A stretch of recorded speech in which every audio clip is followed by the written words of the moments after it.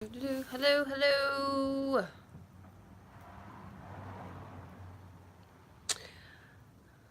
Let's see if anybody jumps on.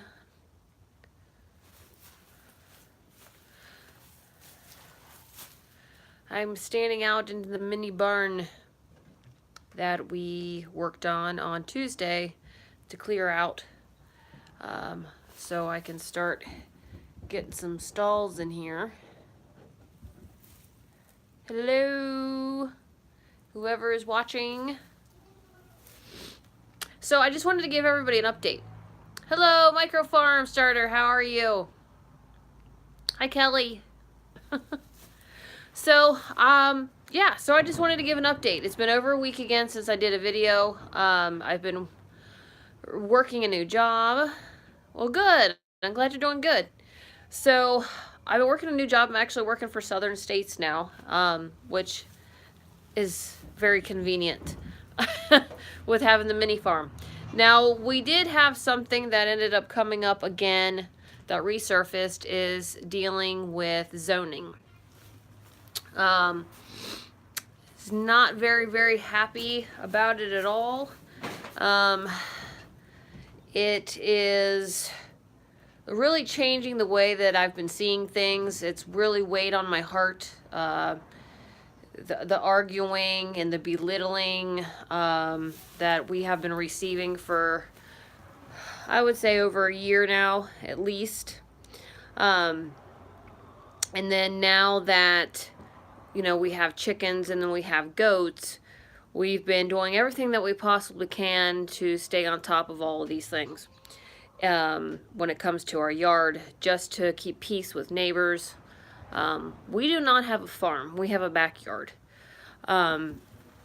We have been making sure that I stay on top of cleaning.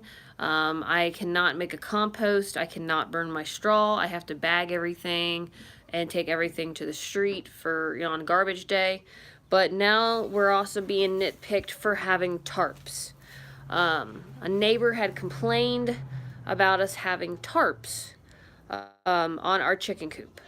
And for some reason, you're not allowed to zip tie your tarps or have any kind of tarps at all, other than, I suppose, vehicle tarps, because the neighbor next door has many vehicles covered with tarps that are tied down, and suppose that's allowed though.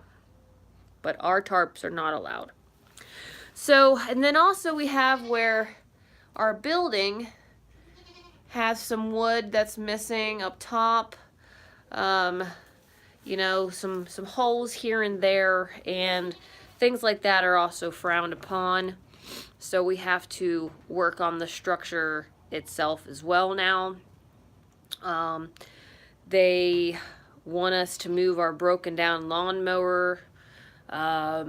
There's just there's a whole list of things. The biggest thing that has broken our hearts is we have to get rid of Peter. He's a rooster that I've had on many of my Instagram as well as on YouTube. So unfortunately, Bubba has to get rid of Peter.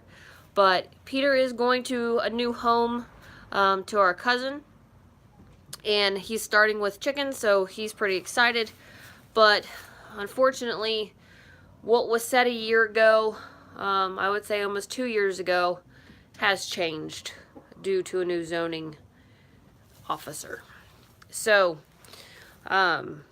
now the biggest issue that we're going to be facing is, I look at it as they have created this due to us. Unfortunately, they are going to make it where no hoofed animals are going to be allowed in my town, or in my city, which is just a small city in northern Kentucky. So I guess it will depend on you. There's no zoning law saying that you cannot have goats. So now they are going to create a zoning code that actually has the name of it as goats. No goats, no pigs, no whatever. So unfortunately, I don't know how intense this is going to be. I don't know if it's going to be something even towards people that have like potbelly pigs. But I do know that me and the neighbor up the street are the only ones that have goats. Thank you, I appreciate it. Hey, Gerald Farms. Oh, I'm in northern Kentucky. I am actually right next, about 15 minutes from Cincinnati.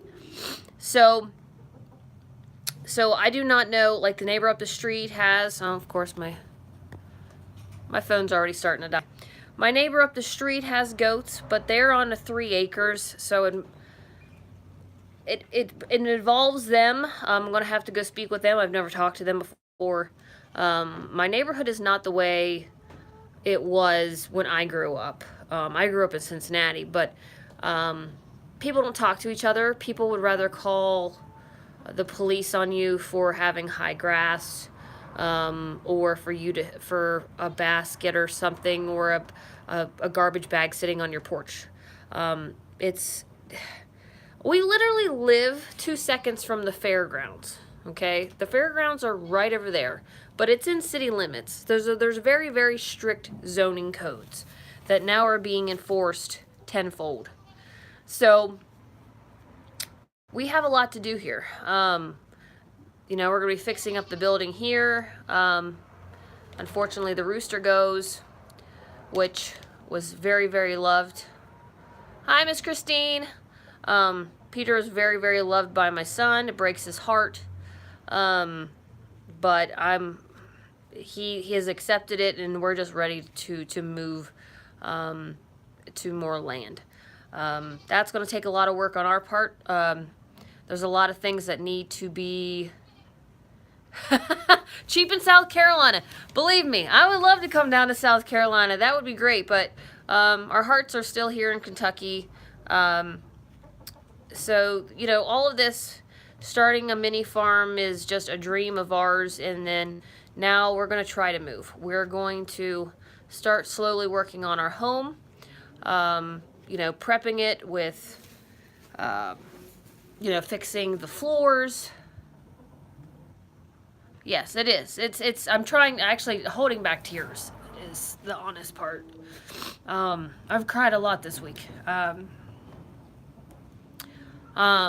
Luckily there's going to be a, what do you call it, a public hearing, and me and my family are, well, I'm going to try it. I don't like crying in front of people, but it has been, very, very sad how it's been going. So I hopefully will be able to stand in front of a whole bunch of people and cry my eyes out. But, you know, other family members will be standing up, and we'll see how that goes. So, they didn't give me a date. I don't know a date yet. I don't know when it's going to happen, where they're going to put this zoning code. But unfortunately, due to me having goats, and we only have a 1/4 of an acre. So, due to us being a small backyard, you know, mini farm, they don't like it. It's not liked by the code enforcement officer. There's no way around it. You don't get a word in edgewise. You are belittled.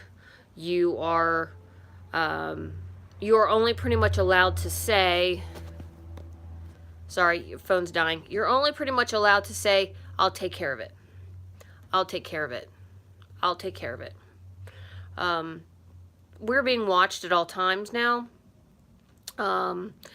There was photographs of month by month of our property that was placed in front of me and discussed.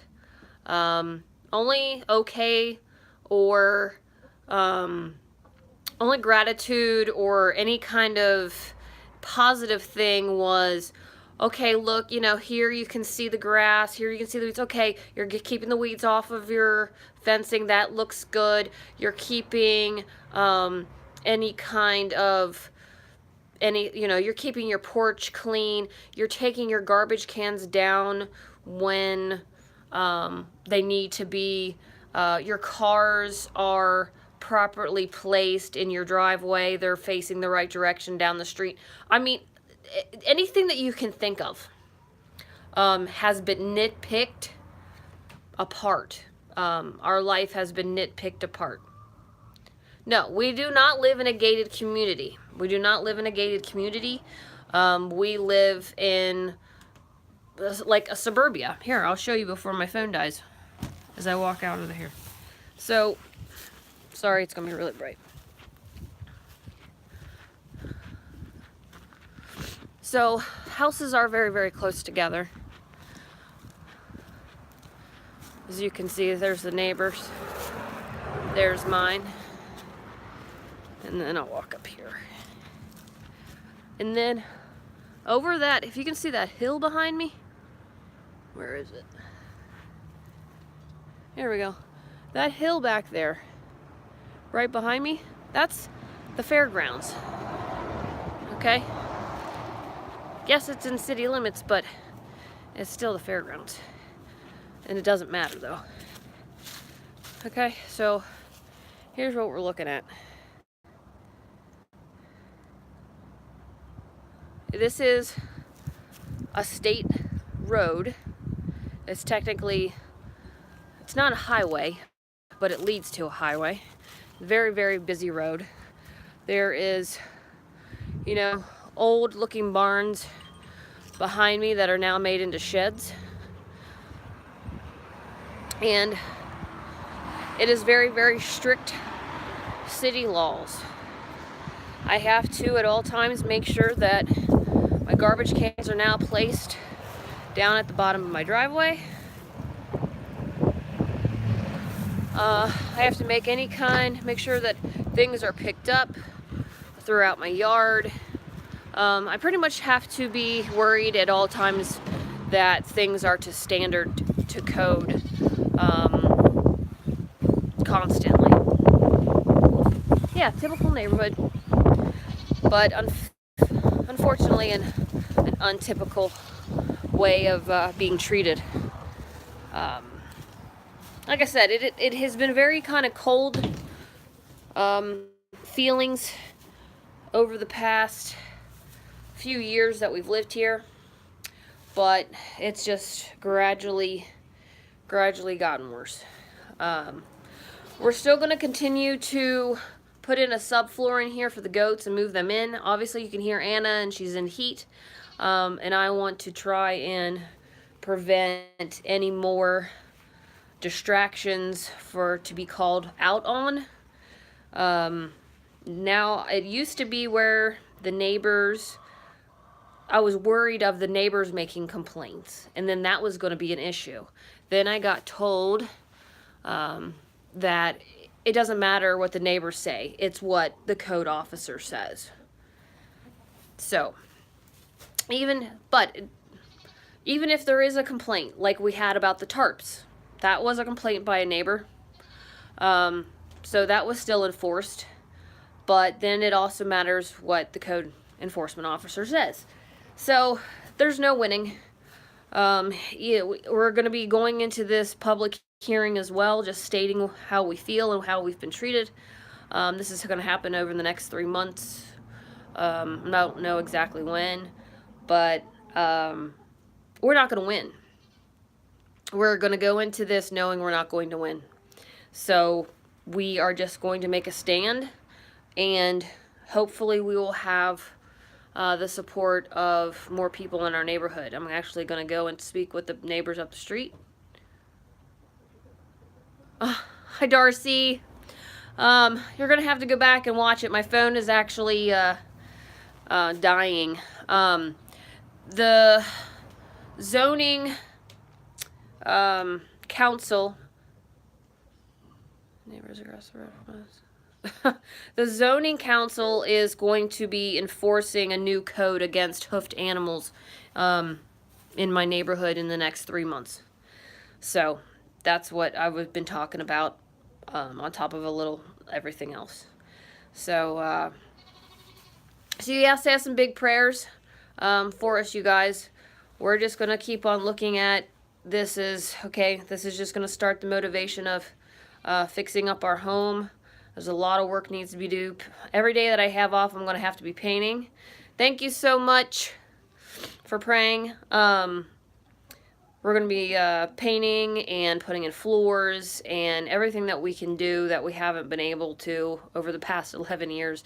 We're going to try to do so we can sell our home and move out into 13 acres. It was given to us by my husband's family, well, parents. It's a fresh land. Oh, okay, I see it. I see it.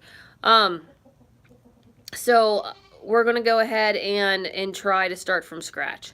I'm actually even considering renting an RV. I actually forgot I need to call them today. There's a chance we might be living in an RV for 2 months. So it might be very interesting to watch that as well. I don't know if we're going to be able to do it. But we're going to try. So, or live in an apartment until we can, because we need the money to sell our house to be able to buy a double wide or a single wide or whatever we can get. The land's got to be flattened out. We have to get things tested for sewage and everything. So, say some prayers, you guys. I'm sorry that I haven't been on here. I've been working my butt off. I've been working hard. And